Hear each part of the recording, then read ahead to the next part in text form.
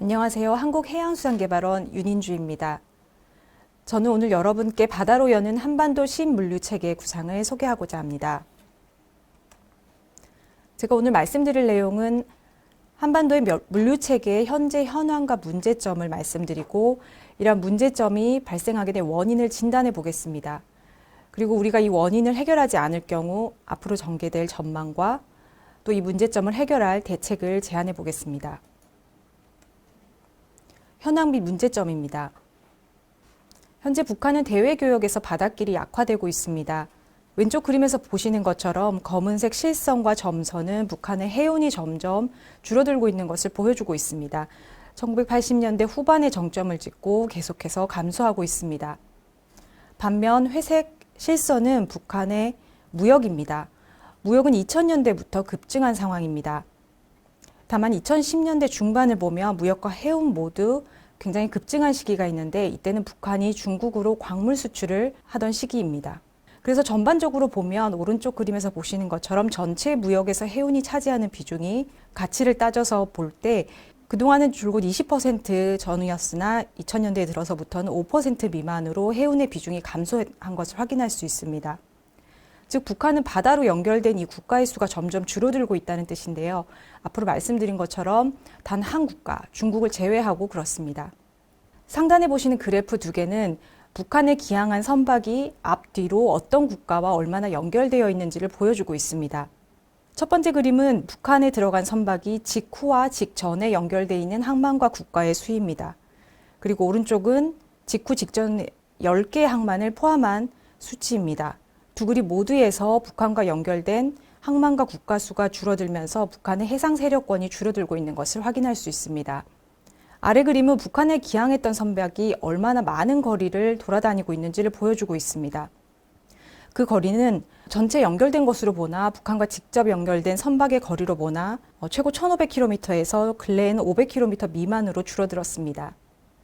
이런 북한 네트워크의 정치적인 국가 그룹을 보더라도 자본주의 국가, 동유럽 국가, 그리고 비동맹 국가, 중국이나 베트남과 같은 사회주의권 국가 모두 대부분 감소하고 있습니다.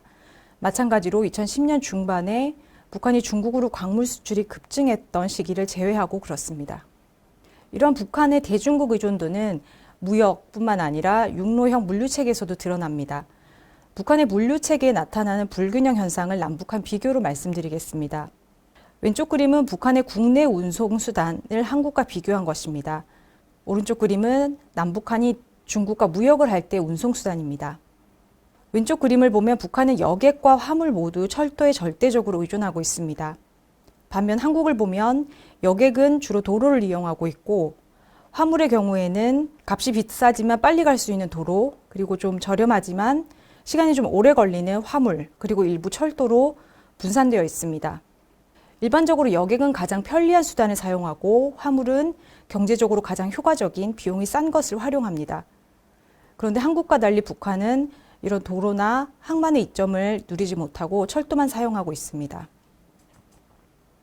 대중국 무역 운송수단을 보더라도 한국은 주로 항만을 이용하고 있고 북한은 내부적으로는 철도를 이용하고 있음에도 불구하고 중국과의 무역에서는 접경 구간의 아주 짧은 구간의 도로만을 이용하고 있습니다.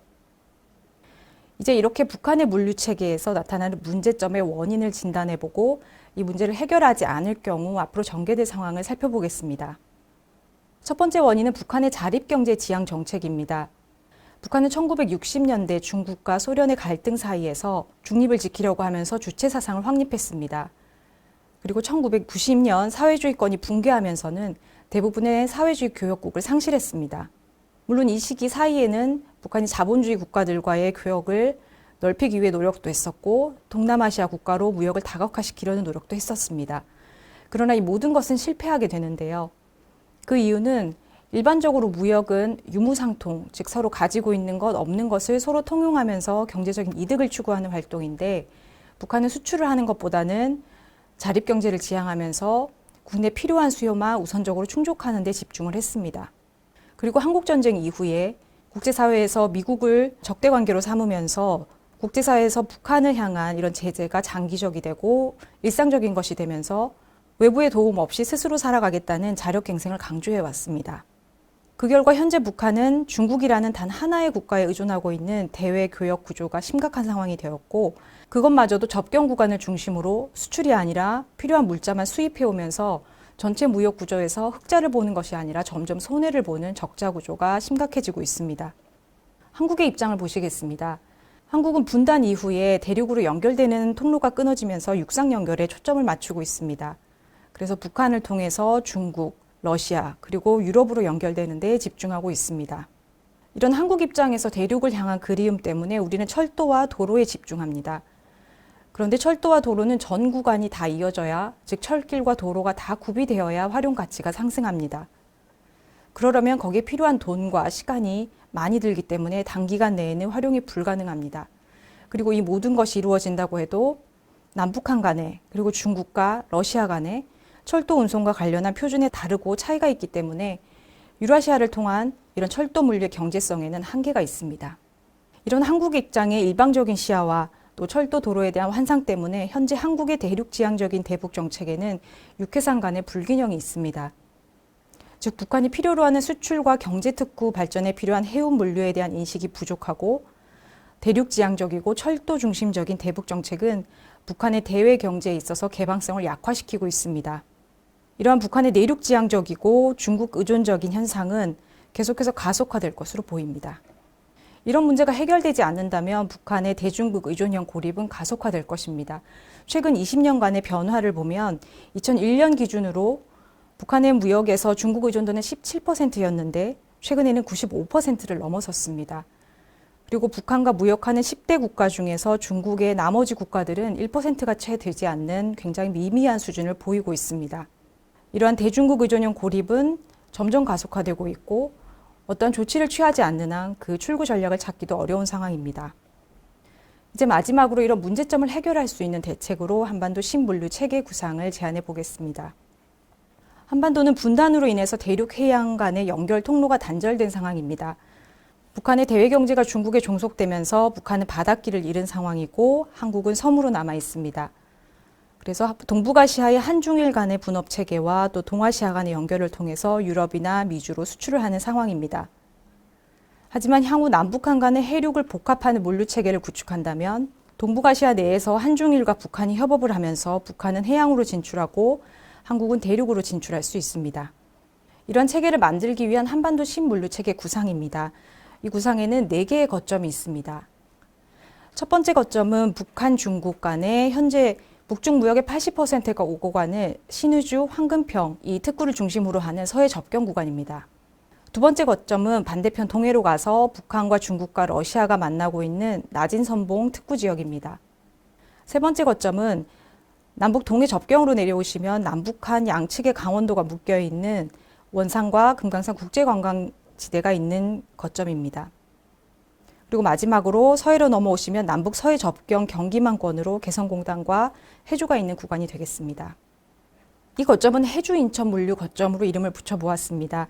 해주항과 인천항과 경인항 그리고 서울항을 중심으로 근거리에 있는 해운 구역을 묶은 구간입니다. 그리고 이 지역은 앞으로 남북한 간의 수도권이 모여있는 광범위한 메가리전으로 발전할 수 있습니다. 한강하구, 즉 북한과 한국이 공동으로 이용할 수 있는 이 중립수역을 이용해서 한강하구의 백기를 연다면 현재 수도권에서 도로에 집중되어 있는 교통체증과 대기오염을 개선할 수 있습니다. 그리고 이 개성공단에서 만들어진 물품들이 해주항과 해주항을 거쳐서 인천항, 부산항으로 연결된다면 국제가공무역 거점도 형성할 수 있습니다. 뿐만 아니라 평택 당진항과 서울 인천항이 묶인다면 해상물류 경제권으로서 한반도 신경제 구상에서 제안하는 또 남북 정상 간이 합의한 서해 경제공동특구를 지원하는 거점이 될 수 있습니다. 다음은 강원물류 거점입니다. 이곳은 해양 관광 중심의 교통물류 네트워크입니다. 북한의 원산 금강산 국제관광지대 주요 항만인 원산항과 통천항과 고성항, 그리고 우리 측의 속초항과 동해항 등을 연결해서 금강산 관광 체계와 연결할 수 있습니다. 그리고 향후 대북제재 해제 여부에 따라 육상 연결을 통해서 해륙 복합 물류 체계를 구축할 수 있습니다. 원산에서부터 동해안까지 이 지역은 해양 관광 경제권으로 역시 남북 정상이 합의했던 동해관광 공동특구를 지원하는 거점이 될 수 있습니다. 나선물류 거점은 북한의 나선과 중국의 훈천, 그리고 러시아 핫산을 연결하는 국제물류 클러스터입니다. 북중 간에 연결되어 있는 도로, 그리고 북러 간에 연결되어 있는 철도를 이용한 초국경 국제개방 도시로서 배후지에서 제조업과 농업과 임업을 가공하고 수출해서 신경제 구상 동해안 벨트의 북쪽 끝자락을 지원할 수 있는 거점입니다. 마지막 신의주 물류 거점입니다. 이곳은 단둥 신의주에 연결된 트윈시티 개념입니다. 기존에 구축되어 있는 단둥 경제권을 활용해서 철도 도로를 연결하고 용안포항과 같은 신규 항만을 개발해서 국경 도시 간의 국제 분업화를 이루는 것입니다. 이곳에서는 단둥과 신의주가 공동 성장하면서 향후 신경제 구상의 서해안 벨트, 그 북쪽 자락을 지원할 수 있는 거점이 될 것으로 보입니다. 이상으로 발표를 마치겠습니다. 경청해 주셔서 감사합니다.